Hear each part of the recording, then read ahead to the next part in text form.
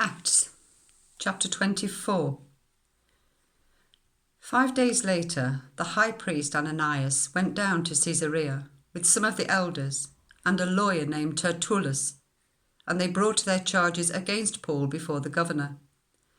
When Paul was called in, Tertullus presented his case before Felix.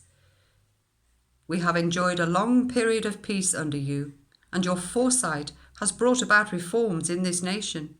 Everywhere and in every way, most excellent Felix, we acknowledge this with profound gratitude. But in order not to weary you further, I would request that you be kind enough to hear us briefly. We have found this man to be a troublemaker, stirring up riots among the Jews all over the world. He is a ringleader of the Nazarene sect and even tried to desecrate the temple, so we seized him. By examining him yourself, you will be able to learn the truth about all these charges we are bringing against him." The other Jews joined in the accusation, asserting that these things were true. When the governor motioned for him to speak, Paul replied, "I know that for a number of years you have been a judge over this nation, so I gladly make my defense. You can easily verify that no more than 12 days ago I went up to Jerusalem to worship.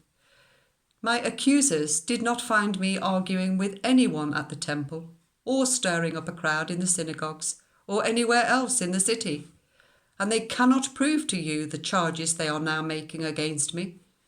However, I admit that I worship the God of our ancestors as a follower of the way, which they call a sect. I believe everything that is in accordance with the law and that is written in the prophets, and I have the same hope in God as these people themselves have, that there will be a resurrection of both the righteous and the wicked. So I strive always to keep my conscience clear before God and all people.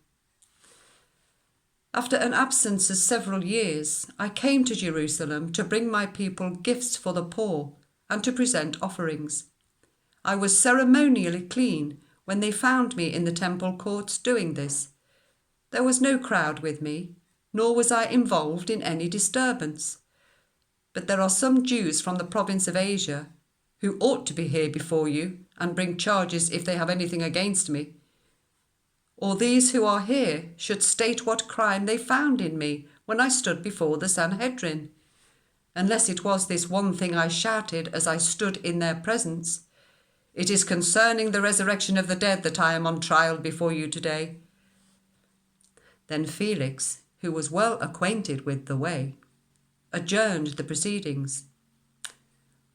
"When Lysias the commander comes," he said, "I will decide your case."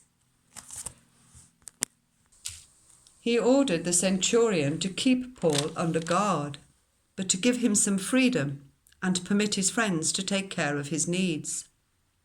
Several days later, Felix came with his wife Drusilla, who was Jewish. He sent for Paul and listened to him as he spoke about faith in Christ Jesus. As Paul talked about righteousness, self-control, and the judgment to come, Felix was afraid and said, That's enough for now. You may leave. When I find it convenient, I will send for you." At the same time, he was hoping that Paul would offer him a bribe, so he sent for him frequently and talked with him. When 2 years had passed, Felix was succeeded by Porcius Festus, but because Felix wanted to grant a favour to the Jews, he left Paul in prison.